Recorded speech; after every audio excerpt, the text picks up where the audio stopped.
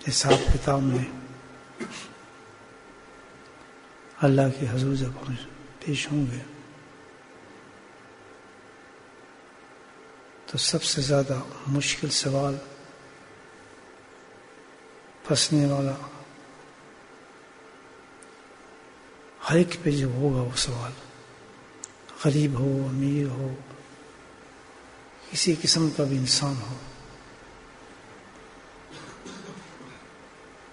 اس میں سب سے زیادہ انسان کی پریشانی ہوگی۔ دعا کریں اللہ پاک ہمیں سمجھ پیدا کرے اس آخرت و حشر کے میدان کی، جس وقت ہم اللہ کے حضور پیش ہوں گے اور ہم ان معاملات کا اس زندگی میں تیاری کر سکیں۔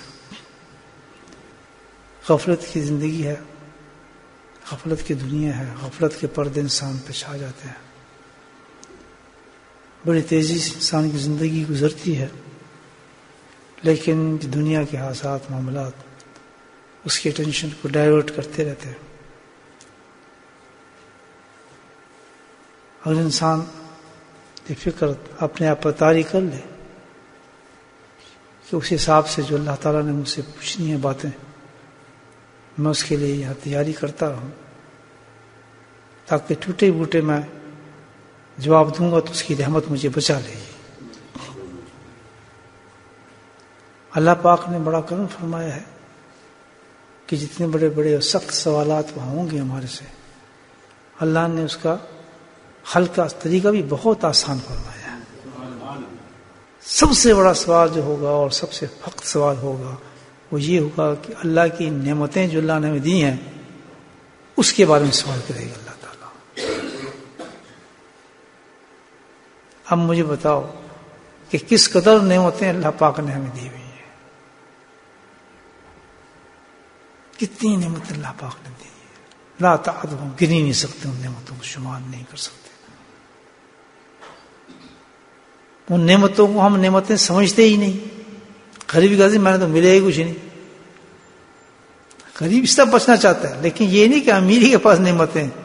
ہر انسان کے پاس اللہ نے نعمت دی ہے، پریشان حال کو بھی، بیمار کو بھی، صحت مند کو بھی، غریب سے غریب انسان کو بھی، امیر سے امیر انسان کو بھی، ہر ایک کو اللہ نے اپنی نعمتوں میں دکھا ہے، اور کوئی انسان بیٹھ کے نعمتیں گننا شروع کرے تو وہ شمار نہیں کر سکتا، اور اس کا اللہ حساب مانگنا ہے۔ ابن عباس رضی اللہ تعالیٰ ابن حنان میں حدیث پیش فرماتے ہیں، آپ صلی اللہ علیہ وسلم کا یہ قول شریفہ، یہ حدیث شریفہ میں آپ کی خدمت میں پیش کر رہا ہوں۔ انشاءاللہ ہم سب کو اللہ توفیق دے کے اس پہ عمل بھی کریں گے بھائی۔ میں نے بتایا کتنا بڑا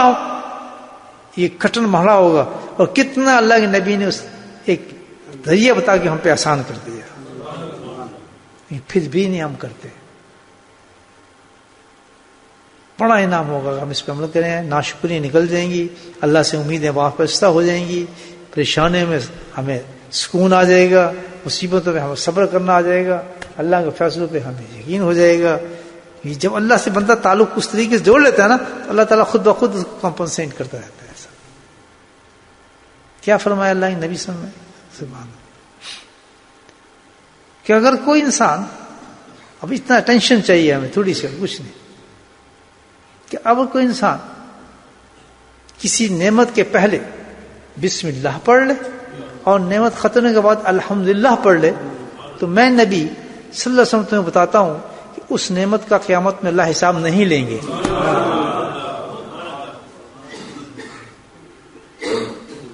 کیا کرم ہے، کیا رحمت اللہ۔ دیکھیں اب اس میں سب، کوئی بڑا عمل نہیں کر سکتا، کوئی تہجد نہیں پڑھ سکتا، کوئی اونچی چیز نہیں کر سکتا، کسی حالت میں انسان ہے یہ تو کر سکتا ہے نہیں کر سکتا، بچ جائے گا نہیں بچ جائے گا۔ پہلا مرحلہ نکل گیا کہ حساب کا، وہاں میرے جیسے بندر وہاں شامل ہو گیا اور یہ مرحلہ ختم ہوا، یہ تو اس کا کیا ہے بتاؤ حساب، نعمتوں کے حساب تو پورا کیا ہے جناب اس نے، پوچھتے کہیں گے